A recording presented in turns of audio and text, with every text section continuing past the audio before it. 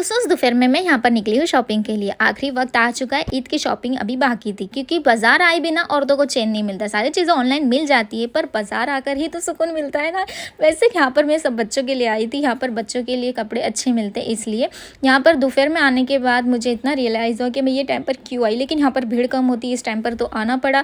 दोपहर में आने के बाद पता चला कि इतनी धूप में थक आई थी और कपड़े देखकर तो और भी मुड़ा ऑफ हो गया। यहाँ की चूड़ियाँ बहुत अच्छी थी लेकिन मुझे पसंद नहीं आई। दूसरी शॉप में जाने के बाद जवान के लिए भी कपड़े लेने लगे। यहाँ पर भी कोई भी चीज़ पसंद नहीं। मुश्किल से एक आध दो कपड़े हमने लिए क्योंकि लेना पड़ा, बहुत ज़रूरी था। अब क्या कर सकते हैं। शॉप घूमने के बाद पैर अलग दुख रहे थे, हालत अलग ख़राब हो रही थी, धूप में घूम घूम कर दिमाग अलग ख़राब हो रहा था।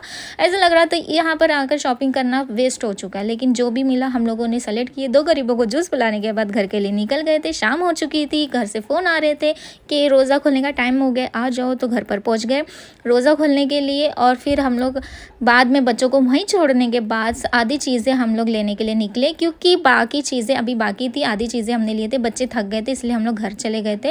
और फिर बच्चों को घर छोड़ने के बाद आधी चीज़ें लेने के लिए हम लोग वापस आए थे घर के लिए क्योंकि सारी चीज़ें आज ही डन करनी थी, दूसरे दिन के लिए हम लोग नहीं छोड़ सकते थे। यहाँ पर आने के बाद भी हमें कोई भी चीज़ पसंद नहीं आई। वैसे भी घर के थोड़े बहुत सामान लेने थे, मेहंदी के अलावा मुझे और कुछ चीज़ पसंद नहीं। भीड़ तो इतनी लगी थी कि क्या बताऊँ। इतना सब करने के बाद, पैर दुखाने के बाद फिर मैं निकल पड़ी घर के लिए। Okay bye.